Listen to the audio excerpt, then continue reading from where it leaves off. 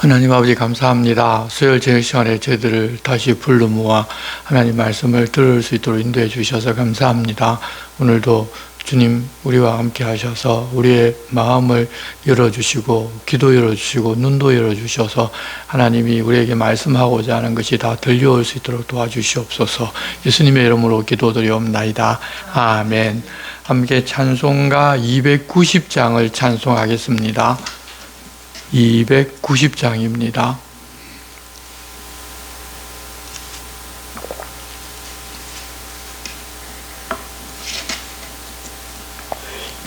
우리는 주님을 늘 배반하나 내 주 예수 여전히 날 부르사 그 참되신 사랑을 베푸시나니 내 형제여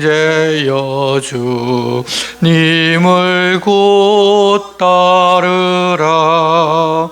주 널 위해 비네 주 널 위해 비네 주 널 위해 비네 항상 비시네. 주께서 풍성한 은혜를 내려 내 영혼이 나날이 복받으니 주 예수를 너희도 구주로 섬겨 곧 따르면 풍성한 복 받겠네.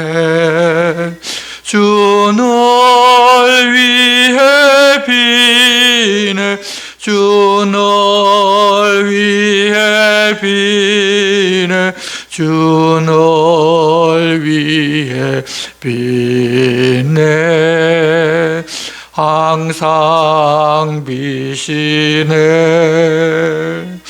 무거운 짐 지고 애타는 인생 주 예수께 돌아와 곧 쉬어라. 내 주 예수 너희를 돌보실 때에 참 복락과 안위가 넘치겠네. 주 널 위해 비네 주 널 위해 비네 주 널 위해 비네 항상 비시네. 아멘. 오늘 우리에게 주시는 말씀은 역대기상서 18장에서 27장까지 말씀입니다. 말씀 교독은 21장 1절부터 8절 말씀 우리가 한 절씩 교독하겠습니다. 구약성경 641쪽 역대기상 21장 1절에서 8절 말씀을 한 절씩 교독하고 말씀을 보기는 18장부터 27장까지 오늘 보도록 하겠습니다. 먼저 21장 1절부터 8절 말씀을 한 절씩 교독하겠습니다. 사탄이 일어나 이스라엘을 대적하고 다윗을 충동하여 이스라엘을 계수하게 하니라. 다윗이 요압과 백성의 지도자들에게 이르되 너희는 가서 브엘세바에서부터 단까지 이스라엘을 계수하고 돌아와 내게 보고하여 그 수요를 알게 하라 하니 요압이 아뢰되 여호와께서 그 백성을 지금보다 100배나 더하시기를 원하나이다. 내 주 왕이여, 이 백성이 다 내 주의 종이 아니니까 내 주께서 어찌하여 이 일을 명령하시나이까? 어찌하여 이스라엘이 범죄하게 하시나이까 하나. 왕의 명령이 요압을 재촉한지라. 드디어 요압이 떠나 이스라엘 땅에 두루 다닌 후에 예루살렘으로 돌아와 요압이 백성의 수요를 다윗에게 보고하니 이스라엘 중에 칼을 뺄 만한 자가 110만 명이요 유다 중에 칼을 뺄 만한 자가 47만 명이라. 요압이 왕의 명령을 마땅치 않게 여겨 레위와 베냐민 사람은 계수하지 아니하였더라. 하나님이 이 일을 악하게 여기사 이스라엘을 치심해 다윗이 하나님께 아뢰되 내가 이 일을 행함으로 큰 죄를 범하였나이다. 이제 간구하옵나니 종의 죄를 용서하여 주옵소서. 내가 심히 미련하게 행하였나이다 하니라. 아멘. 다윗은 자기가 이스라엘의 왕이었지만 하나님을 왕으로 모시고 살았습니다. 그래서 하나님의 교회가 하나님의 교회를 자기가 있는 예루살렘으로 모시고 오고 싶은 마음도 가졌고, 자기는 백향목 궁전에 살고 있는데 법궤는 궁전 앞 천막에 모셔둔 것이 마음이 아파서 하나님을 위하여 성전을 지어 드려야 하겠다는 생각까지도 하게 됩니다.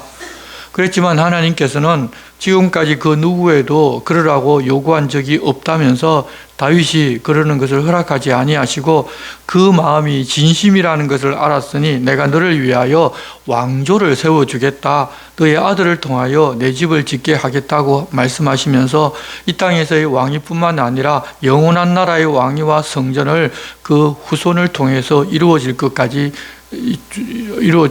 알려주셨습니다. 이 이야기를 들은 다윗은 하나님을 찬양합니다. 하나님과 같은 분의 세상에 없다면서 그냥 그저 감사합니다. 그런 다윗을 하나님께서는 내 마음에 합한 자라고 부르면서 함께 하셨고 가는 곳마다 승리하게 해 주셨습니다. 그는 어디로 가든지 하나님께서 말씀하신 그대로 순종하여 전쟁에서 이깁니다. 그래서 그는 점점 더 강성해집니다. 역대기 우리가 읽진 않았지만 18장부터 보면 다윗이 승리한 이야기가 계속이 되는데, 다윗이 승리하였다기보다도 하나님께서 승리하게 해 주셨습니다. 블레셋을 쳐서 항복을 받았고, 모압을 쳐서 조공을 받았고, 소바왕이 자기 세력을 늘리고자 전쟁을 시작하자 그도 쳐서 이겼습니다. 18장 13절 말씀 보면 다윗이 에돔에 수비대를 두매 에돔 사람이 다 다윗의 종이 되니라. 다윗이 어디로 가든지 여호와께서 이기게 하셨더라고 하나님께서 해주셔서 그렇게 되었다고 역대기서 저자는 밝혀놓고 우리들어 그렇게 됐다는 사실을 알라고 합니다. 그뿐만 아니라 14절 보면 다윗이 온 이스라엘을 다스려 모든 백성에게 정의와 공의를 행하였습니다. 사람은 자기가 승리하거나 좀 높아지면 자기 하고 싶은 대로 하는 것이 일반적입니다. 보통 보면 교회에서도 그리하기가 쉽습니다. 하지만 다윗은 하나님을 왕으로 모시고 하나님의 뜻을 따라 행하는 하나님의 사람이었기에 자기 생각이나 자기의 유익을 구하는 것이 아니라 하나님 하고자 하는 방식, 즉 공의와 정의로 이 백성들을 다스립니다. 이 다윗의 위대함이 바로 그것인데, 그렇게 될 수 있는 것은 그가 하나님을 최우선 삼고 하나님을 왕으로, 하나님을 주인으로 인정하면서 살았더니 하나님께서 그리할 수 있게 해주신 것입니다. 우리는 이 믿음의 선배 다윗의 삶을 통해서 그것을 배우고 그것을 따라가는 것이지, 나도 다윗처럼 위대한 왕이 되어서 다른 사람 위에 살고 또 내 이름도 내고 그렇게 할 목적으로, 또 행복을 누릴 목적으로 다윗처럼 되고자 희망해서는 안 됩니다. 나도 다윗처럼 되고자 하면서 사실은 그럴 목적으로, 그런 욕심으로 다윗처럼 되고자 하는데, 그러려면 다윗처럼 그런 고생도 겪어야 하고 하나님을 그렇게 인정한 것처럼 하나님께서 자기의 왕이 되시고 자기의 주인 되시는 삶을 살아야 되는데, 보통 사람은 그렇게 살지는 않으면서 다윗처럼 되고 싶어 합니다. 그러나 그것은 잘못된 것입니다. 철저하게 하나님 중심으로 하나님을 왕으로 모시고 살면 하나님이 그렇게 해주시는 것이고, 나도 그렇게 했는데 그럼에도 하나님께서 그렇게 해주지 않으실 수도 있다는 것을 알아야 합니다. 왜냐하면 그것은 하나님의 주권이기 때문입니다. 그렇더라도 주인이신 하나님께서 하시는 것이 선이고 가장 좋은 것으로 알고 그것을 감사하고 기뻐할 수 있는 사람이 바로 하나님의 사람입니다. 세상에 나타나는 이 세상 가치로 세상 무엇을 이루어 주실 그런 하나님을 보는 것이 아니라 그냥 하나님 앞에 살면서 항상 족한 마음을 가지고 하나님의 기쁘심이 되는 삶을 살면 하나님께서 우리로 인하여 기뻐하십니다. 우리는 그런 삶을 살아가야 합니다. 이제 19장은 다윗이 암몬을 치는 이야기인데 암몬이 먼저 다윗에게 도발을 합니다. 이전에 암몬 왕 나하스가 다윗에게 호의를 베풀었는데 그것을 기억한 다윗은 나하스가 죽자 조문사절을 보냅니다. 그랬는데 아버지의 이 뒤를 이어 왕이 된 그 아들 한우는 신하들이 그들은 조문하러 온 사람들이 아니라 전쟁을 위해 정탐꾼으로 왔다고 하는 말을 믿고서 다윗이 보낸 조문사절에게 욕을 보입니다.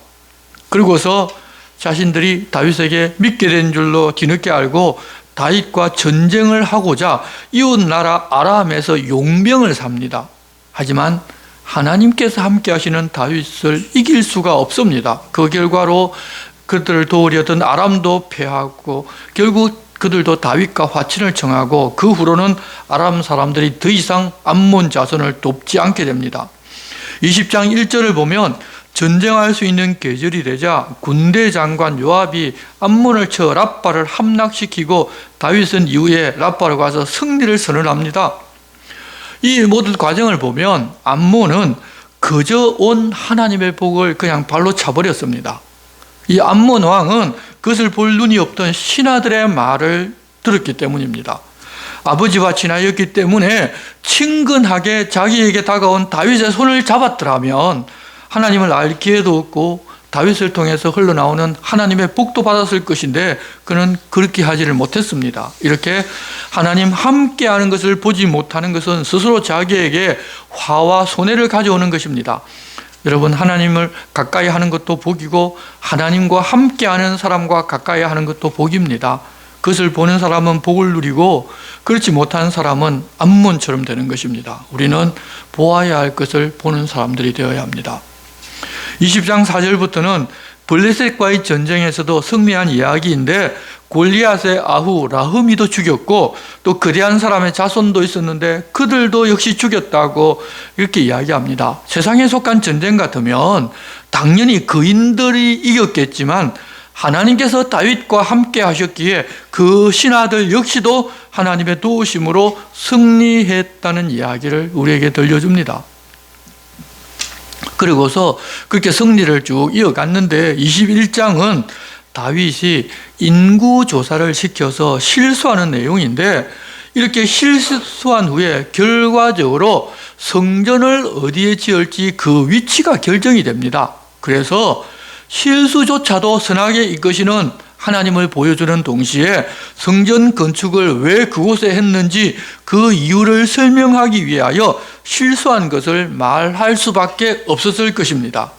또한 우리가 보면 하나님이 한 번 어떤 사람과 함께하면 영원히 모든 일에 그와 함께하는 것이 아니라 우리는 본성이 죄인으로서 틈만 나면 하나님을 왕으로 주인으로 모시지 않고 자기가 주인 되는 존재이기 때문에 하나님을 주인으로 모시는 그 시간에만 실수하지 않을 수 있지 내가 주인 되면 반드시 실수할 수밖에 없다는 것을 우리가 알게 해주십니다. 우리가 하나님을 잘 섬긴다고 하지만 종종 내가 주인 되고 내가 왕이 되고자 하는데 그런 때는 반드시 실수합니다. 그것을 보고 그 두려워하면서 그리 되지 않도록 우리는 늘 하나님 앞에 살아야 하는 것입니다. 오늘 우리 읽은 본문 1절입니다. 사탄이 일어나 이스라엘을 대적하고 다윗을 충동하여 이스라엘을 괴수하게 하니라. 다윗이 하나님과 함께 하면서 하나님을 주인으로 모셨다면 그렇게 충동질을 하더라도 동요되지를 않았겠지만 지금 이 시간에는 자신이 주인되어 있는 시간입니다. 그래서 마귀가 충동질하자 유혹에 넘어가 버립니다. 그래서 하나님께서는 금하셨지만 자신이 이룬 것과 자신이 다스리는 백성이 얼마나 많은지 마음 만족을 얻기 위해서 백성의 숫자를 알고 싶어 합니다. 하지만 하나님께서는 그 백성의 숫자는 하나님의 백성이기 때문에 왕은 하나님의 명령 없이는 계수하지 말라고 하셨습니다. 2절 보면 다윗이 요압과 백성의 지도자들에게 이르되 너희는 가서 브엘세바에서부터 단까지 이스라엘을 계수하고 돌아와 내게 보고하여 그 수요를 알게 하라 하니 요압이 아뢰되 여호와께서 그 백성을 지금보다 100배나 더하시기를 원하나이다. 내 주 왕이여 이 백성이 다 내 주의 종이 아니니까 내 주께서 어찌하여 이 일을 명령하시나이까 어찌하여 이스라엘이 범죄하게 하시나이까 하나 왕의 명령이 요압을 재촉한지라. 드디어 요압이 떠나 이스라엘 땅에 두루 다닌 후에 예루살렘으로 돌아와 요압이 백성의 수요를 다윗에게 보고하니 이스라엘 중에 칼을 뺄 만한 자가 110만 명이요 유다 중에 칼을 뺄 만한 자가 47만 명이라. 요압이 왕의 명령을 마땅치 않게 여겨 레위와 베냐민 사람은 계수하지 아니하였더라. 요압이 그때는 좀 뭘 알아서 그러면 안 된다고 했지만 다윗은 명령을 재촉합니다. 그렇지만 요압도 명령을 완전히 수행하는 것이 아니라 왕의 명령을 마땅치 않게 여겨서 레위와 베냐민 사람은 계수하지를 않습니다. 그가 하나님의 뜻을 따른다면 처음부터 목숨을 걸고 왕이여 하나님 그렇게 하면 안 된다고 명하셨으니 자기는 못하겠다고 했다면 모르겠지만 그 명령은 재촉을 하니까 수행을 하면서 그저 여전히 마음에 마땅치를 않아서 레위와 베냐민 사람만 계수하지 않은 것도 그도 역시 자기 중심적인 사람이라는 것을 알려줍니다. 우리는 이렇게 하는 요압을 하나님의 사람이라고 편을 들고 좀 신앙적으로 바른 사람이라고 오해하기도 하는데 그러는 것이 하나님의 뜻을 따르는 것이라 착각하기도 하는데 그것은 그냥 자기 중심적인 생각을 따르고 있는 것에 불과합니다. 하나님께 순종하려면 온전히 순종해야 하고 왕에게 자기는 신하기 때문에 왕이 명령을 내리면 온전히 그 명령을 행해야 합니다. 그런데 이 사람도 역시 자기 생각을 집어넣습니다. 그러면 안 됩니다. 7절입니다. 하나님이 이 일을 악하게 여기사 이스라엘을 치심해 다윗이 하나님께 아뢰되 내가 이 일을 행함으로 큰 죄를 범하였나이다. 이제 간구하옵나니 종의 죄를 용서하여 주옵소서. 내가 심히 미련하게 행하였나이다 하니라. 다윗은 이후에 그 일이 하나님께 범죄한 것임을 알고 회개합니다. 그렇지만 죄에 대한 벌은 없어지지를 않습니다. 하나님 벌을 내리시려고 합니다. 9절입니다. 여호와께서 다윗의 선견자 갓에게 말씀하여 이르시되 가서 다윗에게 말하여 이르기를 여호와의 말씀이 내가 내게 3가지를 내어 놓으리니 그 중에서 하나를 내가 택하라. 내가 그것을 내게 행하리라 하셨다 하라 하신지라. 갓이 다윗에게 나아가 그에게 말하되 여호와의 말씀이 너는 마음대로 택하라. 혹 3년 기근이든지 혹 내가 10달을 적군에게 패하여 적군의 칼에 쫓길 일이든지 혹 여호와의 칼 곧 전염병이 사흘 동안 이 땅에 유행하며 여호와의 천사가 이스라엘 온 지경을 멸할 일이든지 라고 하셨나니 내가 무슨 말로 나를 보내신 이에게 대답할지를 결정하소서 하니. 여러분 어느 것 하나도 쉽지 않습니다. 그래서 제일 기간이 짧은 사흘짜리를 선택합니다. 13절 다윗이 가서 이르되 내가 곤경에 빠졌도다. 여호와께서는 긍휼이 심히 크시니 내가 그의 손에 빠지고 사람의 손에 빠지지 아니하기를 원하나이다 하는지라. 이 여호와께서 이스라엘 백성에게 전염병을 내리심에 이스라엘 백성 중에서 죽은 자가 7만 명이었더라. 제일 짧은 것을 선택하면 사흘만 고생하면 되겠다고 생각했을 것인데 하나님 전염병을 내리자 7만 명이 죽어나가는데 그것을 본 다윗도 깜짝 놀라고 하나님께서도 마음이 아파서 아마 온전히 사흘을 그렇게 하지 않으시고 하루만 하고 손을 거두신 것으로 보입니다. 15절 보면 하나님이 예루살렘을 멸하러 천사를 보내셨더니 천사가 멸하려 할 때 여호와께서 보시고 이 재앙 내림을 뉘우치사 멸하는 천사에게 이르시되 족하다. 이제는 내 손을 거두라 하시니 그때 여호와의 천사가 여부스 사람 오르난의 타작마당 곁에 선지라. 다윗이 눈을 들어보며 여호와의 천사가 천지 사이에 섰고 칼을 빼어 손에 들고 예루살렘 하늘을 향하여 편지라. 다윗이 장로들과 더불어 굵은 배를 입고 얼굴을 땅에 대고 엎드려 하나님께 아뢰되 명령하여 백성을 계수하게 한 자가 내가 아니니까 범죄하고 악을 행한 자는 곧 나이니이다. 이 양떼는 무엇을 행하였나이까? 청하건대 나의 하나님 여호와여, 주의 손으로 나와 내 아버지의 집을 치시고 주의 백성에게 재앙을 내리지 마옵소서 하니라. 다윗은 죄를 범한 것은 자기인데 이 백성들이 죽어나가니 그것이 마음 아파서 자기와 자기의 가족을 치고 백성들에게는 재앙을 내리지를 말라고 합니다. 물론 다윗이 이렇게 말하지만 이미 이때는 하나님께서 손을 거두신 후였습니다. 다윗이 그렇게 기도하니까 하나님께서 손을 거두신 것이 아니라 다윗의 마음을 아시는 하나님께서 먼저 손을 거두셨다는 사실을 우리는 알아야 합니다. 우리도 하나님 마음에 합하게 살아가면서 그렇지만 때때로 실수합니다. 그때 따라 재앙과 이 죄에 합당한 벌이 우리에게 따라오기도 하지만 우리가 그런 마음을 가진 것을 아시는 하나님께서는 우리가 돌아서기도 전에 먼저 손을 거두십니다. 우리도 지금 그런 은혜로 살아가고 있는 것입니다. 그래서 하나님 말씀을 더 잘 알고 하나님의 마음도 아는 삶을 우리가 살아가고자 힘쓰는 것입니다. 18절 여호와의 천사가 갓에게 명령하여 다윗에게 이르기를 다윗은 올라가서 여부스 사람 오르난의 타작마당에서 여호와를 위하여 제단을 쌓으라 하신지라. 이에 갓이 여호와의 이름으로 이른 말씀대로 다윗이 올라가니라. 그때 오르난이 밀을 타작하다가 돌이켜 천사를 보고 오르난이 4명의 아들과 함께 숨었더니 다윗이 오르난에게 나아가매 오르난이 내다보다가 다윗을 보고 타작마당에서 나와 얼굴을 땅에 대고 다윗에게 절하매 다윗이 오르난에게 이르되 이 타작하는 곳을 내게 넘기라. 너는 상당한 값으로 내게 넘기라. 내가 여호와를 위하여 여기 한 제단을 쌓으리니 그리하면 전염병이 백성 중에서 그치리라 하니 오르난이 다윗에게 말하되 왕은 취하소서. 내 주 왕께서 좋게 여기시는 대로 행하소서. 보소서 내가 이것들을 드리나이다. 소들은 번제물로, 곡식 뜨는 기계는 화목으로, 밀은 소제물로 삼으시기 위하여 다 드리나이다 하는지라. 다윗 왕이 오르난에게 이르되 그렇지 아니하다. 내가 반드시 상당한 값으로 사리라. 내가 여호와께 드리려고 내 물건을 빼앗지 아니하겠고 값 없이는 번제를 드리지도 아니하리라 하니라. 그리하여 다윗은 거특 값으로 금 600세겔을 달아 오르난에게 주고. 하나님께서 주인이시고 하나님께서 왕이고 하나님 항상 먼저 되어야 한다는 것을 다시 새기게끔 오르난의 타작마당에서 여호와 하나님을 위하여 제단을 쌓으라고 명령하셨습니다.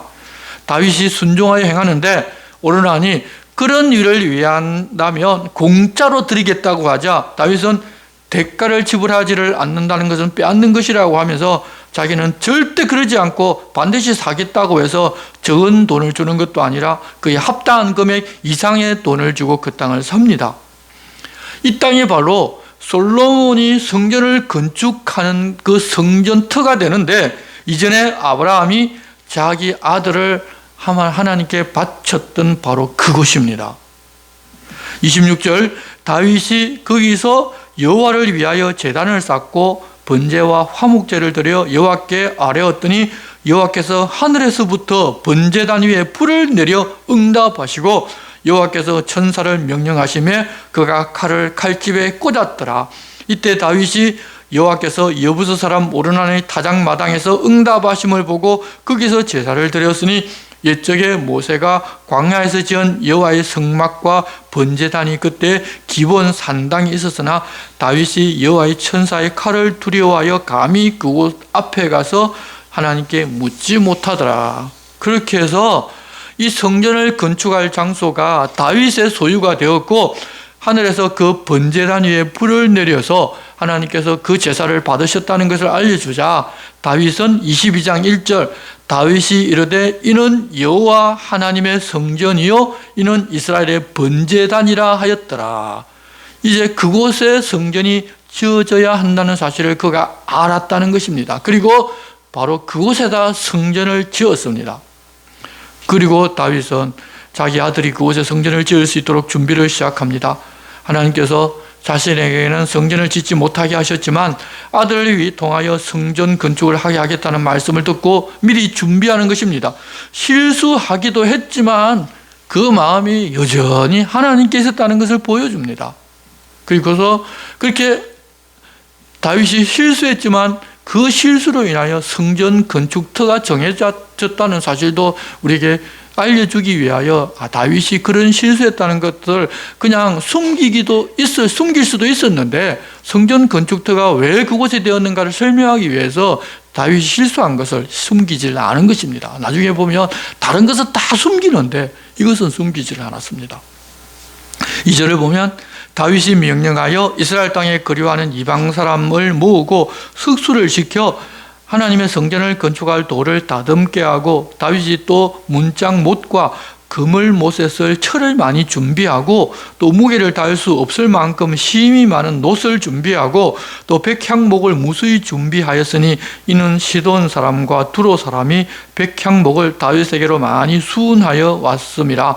다윗이 이르되 내 아들 솔로몬은 어리고 미숙하여 여호와를 위하여 건축할 성전은 극히 웅장하여 만국의 명성과 영광이 있게 하여야 할지라. 그러므로 내가 이제 그것을 위하여 준비하리라고 다윗이 죽기 전에 많이 준비하였더라. 보통 사람들은 자기가 해서 자기 이름을 높이고 자기 이름이 드러나는 것을 중점적으로 하고 다른 사람이 무엇을 할 수 있게 준비해주고 기초 놓아주는 것을 사실 좋아하지 않습니다. 그것은 결국 자기가 주인인 삶을 우리들이 다들 살고 있기 때문입니다. 하지만 하나님께서 주인이신 삶을 사는 사람들은 자기의 이름이 높아지거나 남지 않아도 하나님을 위한 일이라면 다른 사람을 위해서 준비해 주는 것을 기뻐하고 절기할 수 있어야 합니다. 우리도 이렇게 다른 사람이 하나님의 일을 더 잘할 수 있도록 준비해 주는 하나님 주인이신 삶을 사는 것을 기뻐하고 절기하는 데까지 좀 신앙이 자라야 합니다. 내가 나타나지 않아도 되고 내 이름 드러나지를 않아도 좋습니다. 하나님께서 기뻐하시면 그것이 우리가 기뻐하고 즐겨해야 할 일입니다. 그런데 우리는 종종 내 이름이 드러나지 아니하고 내가 칭찬 듣지 않으면 안 하려고 합니다. 여전히 내가 주인된 삶을 살 때가 더 많이 있다는 것입니다. 그러면서도 하나님 주시는 복은 다 받아 누리겠다고 하나님 복 달라고 그럽니다. 저는 그러지를 말고 정말 하나님 마음이 합한 사람이 되어서 하나님이 영광 받으시려면 어떻게 하면 되는가?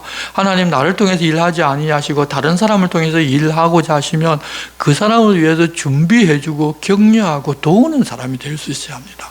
우리는 다들 그런 사람이 됩시다. 그렇게 준비해주고서 아들을 불러 당부하는데 성전을 건축하는 것에 대하여 당부하지만 그것보다 앞서 여호와께서 모세를 통하여 명령하신 모든 규례와 법도를 삼가 행하면 형통하리라는 사실을 알려줍니다. 사실은 이것이 훨씬 더 중요한 것입니다. 이제 6절부터 13절 말씀 우리가 한 절씩 교독하겠습니다. 다윗이 그의 아들 솔로몬을 불러 이스라엘 하나님 여호와를 위하여 성전 건축하기를 부탁하여 다윗이 솔로몬에게 이르되 내 아들아 나는 네 하나님 여호와의 이름을 위하여 성전을 건축할 마음이 있었으나 여호와의 말씀이 내게 임하여 이르시되 너는 피를 심히 많이 흘렸고 크게 전쟁하였느니라. 내가 내 앞에서 땅에 피를 많이 흘렸은즉 내 이름을 위하여 성전을 건축하지 못하리라. 한 아들이 내게서 나리니 그는 온순한 사람이라. 내가 그로 주변 모든 대적에게서 평온을 얻게 하리라. 그의 이름을 솔로몬이라 하리니 이는 내가 그의 생전에 평안과 안일함을 이스라엘에게 줄 것이니라. 그가 내 이름을 위하여 성전을 건축할지라. 그는 내 아들이 되고 나는 그의 아버지가 되어 그 나라 왕위를 이스라엘 위에 굳게 세워 영원까지 이르게 하리라 하셨나니 이제 내 아들아 여호와께서 너와 함께 계시기를 원하며 내 내가 형통하여 여호와께서 내게 대하여 말씀하신 대로 내 하나님 여호와의 성전을 건축하며 여호와께서 내게 지혜와 총명을 주사 내게 이스라엘을 다스리게 하시고 내 하나님 여호와 율법을 지키게 하시기를 더욱 원하노라. 그때 내가 만일 여호와께서 모세를 통하여 이스라엘에게 명령하신 모든 규례와 법도를 삼가 행하면 형통하리니 강하고 담대하여 두려워하지 말고 놀라지 말지어다. 우리도 하나님을 위하여 무슨 위대한 일을 한다 손치더라도 그것보다 더 중요한 것이 이 12절 13절 말씀입니다. 여호와께서 내게 지혜와 총명을 주사 내게 이스라엘 다스리게 하시고 내 하나님 여호와 율법을 지키게 하시기를 더욱 원하노라. 그때 내가 만일 여호와께서 모세를 통하여 이스라엘에게 명령하신 모든 규례와 법도를 삼가 행하면 형통하리니 강하고 담대하여 두려워하지 말고 놀라지 말지어다. 이것을 잊지를 말아야 합니다. 그렇게 부탁을 하고서 열심히 성전 건축할 것을 또 당부합니다. 14절입니다. 내가 환난 중에 여호와의 성전을 위하여 금 10만 달란트와 은 100만 달란트와 놋과 철을 그 무게를 달 수 없을 만큼 심히 많이 준비하였고 또 제목과 돌을 준비하였으나 너는 더할 것이며 또 장인이 내게 많이 있나니 곧 석수와 목수와 온갖 일에 익숙한 모든 사람들이니라. 금과 은과 놋과 철이 무수하니 너는 일어나 일하라. 여호와께서 너와 함께 계실지로다 하니라. 다윗이 또 이스라엘 모든 방백에게 명령하여 그의 아들 솔로몬을 도우라 하여 이르되 너희 하나님 여호와께서 너희와 함께 계시지 아니하시느냐? 사면으로 너에게 평온함을 주지 아니하셨느냐? 이 땅 주민을 내 손에 넘기사 이 땅으로 여호와와 그의 백성 앞에 복종하게 하셨나니 이제 너희는 마음과 뜻을 바쳐서 너희 하나님 여호와를 구하라. 그리고 일어나서 여호와 하나님의 성전을 건축하고 여호와의 언약궤와 하나님의 성전의 기물을 가져다가 여호와의 이름을 위하여 건축한 성전에 드리게 하라 하였더라. 이제 나는 어렵고 환난 가운데서 이렇게 많이 준비했는데 이제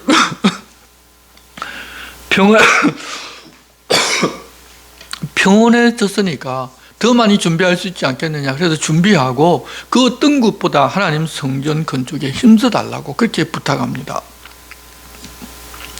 그렇게 부탁하고 24장은 이 다윗의 나이가 많아서 솔로몬에게 왕위를 넘겼다는 이야기가 나오는데 열왕기서에서 나오는 우리아 아내의 사건, 압살롬의 반란 사건, 아도니아의 반란 이야기는 전혀 하지를 아니하고 아주 평온하게 정권이 이양된 것처럼 말합니다. 세상 풍파 속에 있으면서 온갖 일을 다 겪었지만 그런 것은 중요한 것이 아니고 하나님의 뜻을 따라서 이루어지는 그 일들이 중요하기에 그것에 관심을 좀 집중하고 후대 사람들도 그 일에 힘을 더 써서 하나님만을 섬기는 그런 나라를 만들라고 부탁하는 것입니다. 그렇게 왕위를 넘길 때 다윗이 해놓은 것이 이스라엘 방백과 제사장과 레위 사람들을 다 모으고 나라와 하나님을 섬기는 모든 체계를 완비를 해놓습니다. 그 이야기가 23장부터 시작하여 27장까지 이어집니다. 그 중에서 중요한 내용을 조금 보게 되면 23장 보시면 1절에서 5절 내용이 이렇습니다. 다윗이 나이가 많아 늙음에 아들 솔로몬을 이스라엘 왕으로 삼고 이스라엘 모든 방백과 제사장과 레위 사람을 모았더라. 레위 사람은 30세 이상으로 계수하니 모든 남자의 수가 38,000명인데 그 중에 24,000명은 여호와의 성전의 일을 보살피는 자요 6,000명은 관원과 재판관이요 4,000명은 문지기요 4,000명은 그가 여호와께 찬송을 드리기 위하여 만든 악기로 찬송하는 자들이라. 다윗이 레위의 아들들을 게르손과 그핫과 므라리에 따라 각 반으로 나누었더라.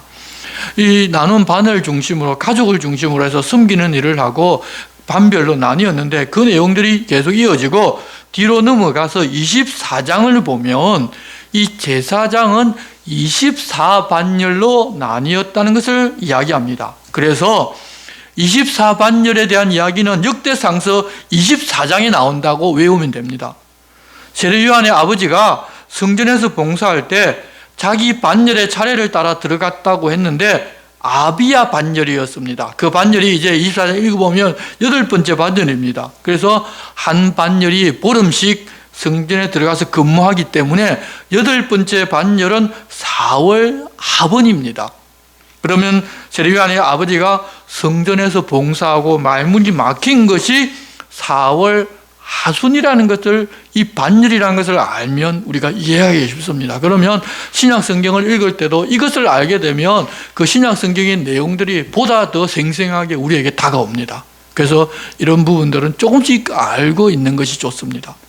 그래서 24장 7절로 가서 보시면, 첫째로 제비 뽑힌 자는 여호야립이요, 둘째는 여다야요, 셋째는 하림이요, 넷째는 스오림이요, 다섯째는 말기야요, 여섯째는 미야민이요, 일곱째는 학고스요, 여덟째는 아비야요, 아홉째는 예수아요, 열째는 스가냐요, 열한째는 엘리아십이요, 열두째는 야김이요, 열셋째는 훗바요, 열넷째는 예스브압이요, 열다섯째는 빌가요, 열여섯째는 임멜이요, 열일곱째는 헤실이요, 열여덟째는 핫비세스요, 열아홉째는 브다히야요, 스무째는 여헤스겔이요, 스물한째는 야긴이요, 스물둘째는 가물이요, 스물셋째는 들라야요, 스물넷째는 마시아라.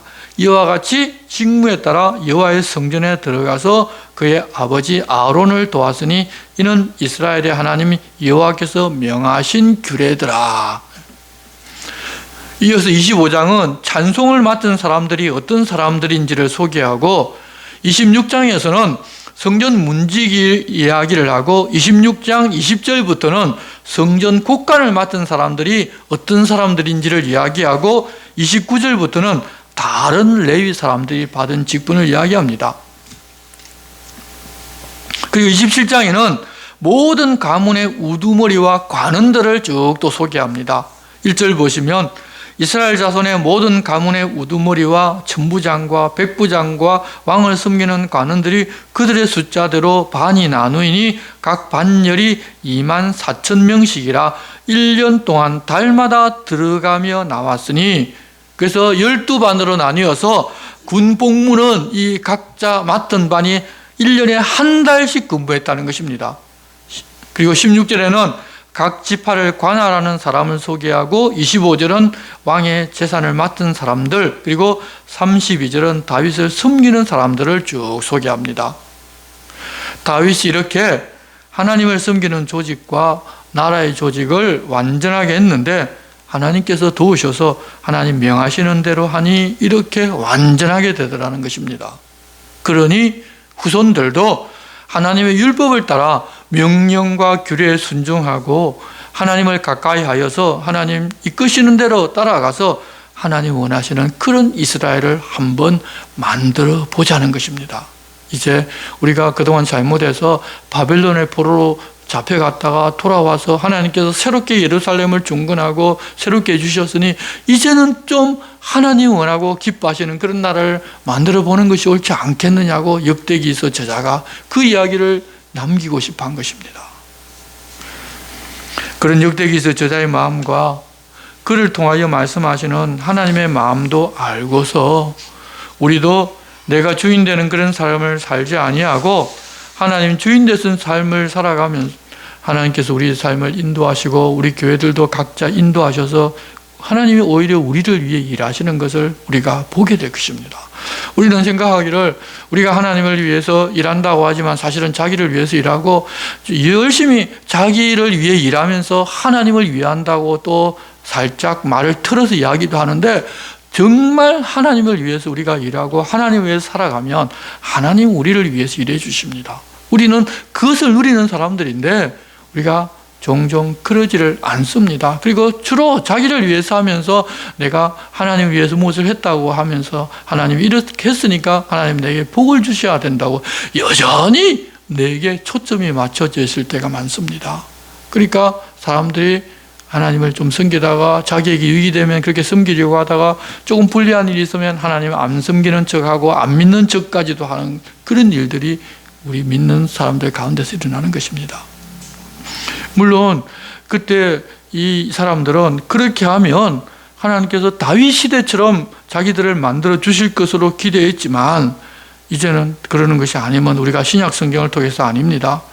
이제는 다윗 시대처럼 세상에서 뛰어나게 만들어 주시는 것이 아니라 예수 그리스도를 믿고서 이제는 거칠고 험한 세상에서 하나님 나라에 있는 그 하늘나라를 이 땅에서도 온전하게 누리면서 살아갈 수 있게 해주신다는 사실을 알아야 합니다. 세상에서는 거친 환경에서 환란 풍파를 당하지만 우리에게는 하나님께서 하늘에 속한 평안을 주십니다. 그래서 세상의 환란과 어려움과 그런 것들이 전혀 우리의 마음을 흔들지를 못하게 해주십니다. 우리는 그런 삶을 지금 살아가는 사람들입니다. 그러니 하나님께서 우리에게 그렇게 해주시되 그것을 누릴 수 있는 그런 모두가 다 되어야 할 것입니다. 주님 궁구하십니다. 기도하겠습니다. 하나님 아버지, 역대기 제자를 통해서 하나님의 마음에 합한 다윗과 하나님은 그를 위해서 행하여 주신 것을 오늘 보게 해주셔서 감사합니다. 지금은 이런 세상의 것이 아니라 다윗의 후손 예수 그리스도께서 오셔서 우리로 하여금 이 땅에서 하나님의 나라를 살게 하시는 줄로 알고 그 나라를 살아가는 모두가 다 되게 도와주시옵소서. 늘 우리들은 세상에 매이고 세상 것을 이루어 달라고 울며 불며 하나님 매달리고 그렇게 살아가게 할 때가 많지만 하나님이 이미 우리에게 영원한 생명을 주셨고 영원한 하나님 나라를 유업으로 주셨다는 사실을 알고 믿음으로 그것을 보면서 그 나라를 믿음으로 살아가는 모두가 다 되게 도와주시옵소서. 예수님의 이름으로 기도드리옵나이다. 아멘. 우리 함께 찬송가 251장을 찬송하겠습니다.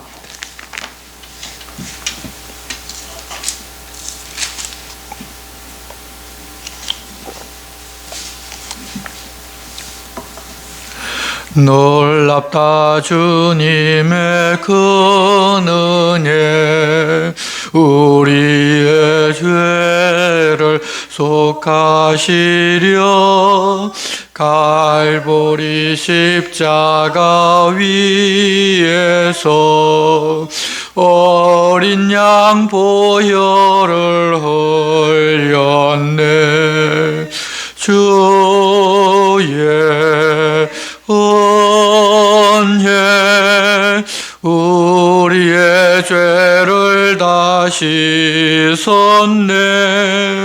주의 은혜, 우리의 죄를 다 씻었네. 죄악은 성난 파도같이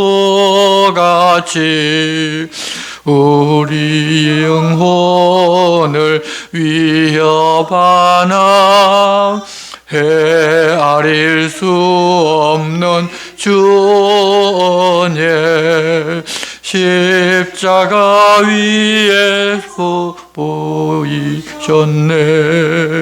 주의 은혜, 우리의 죄를 다 씻었네. 주의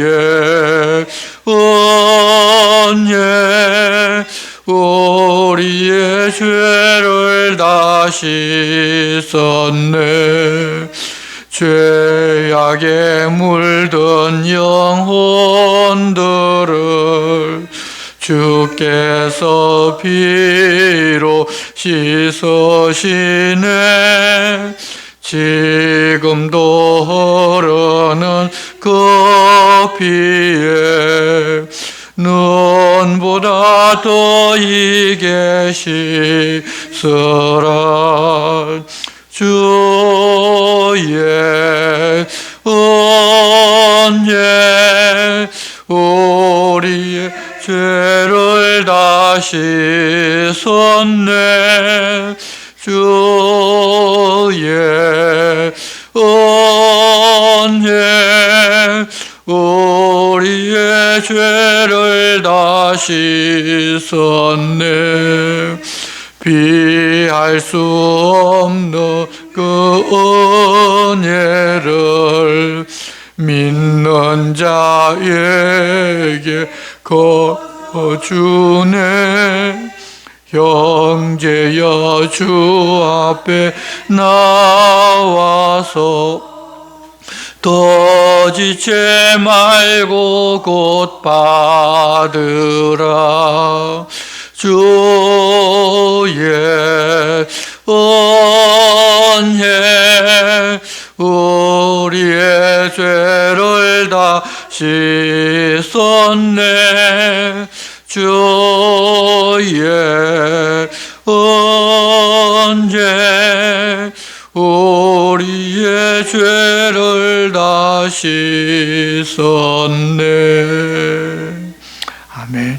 주님 가르치신 기도를 드리겠습니다. 하늘에 계신 우리 아버지, 아버지의 이름을 거룩하게 하시며 아버지의 나라가 오게 하시며 아버지의 뜻이 하늘에서와 같이 땅에서도 이루어지게 하소서. 오늘 우리에게 일용할 양식을 주시고 우리가 우리에게 잘못한 사람을 용서하여 준 것 같이 우리 죄를 용서하여 주시고 우리를 시험에 빠지지 않게 하시고 악에서 구하소서. 나라와 권능과 영광이 영원히 아버지의 것입니다. 아멘.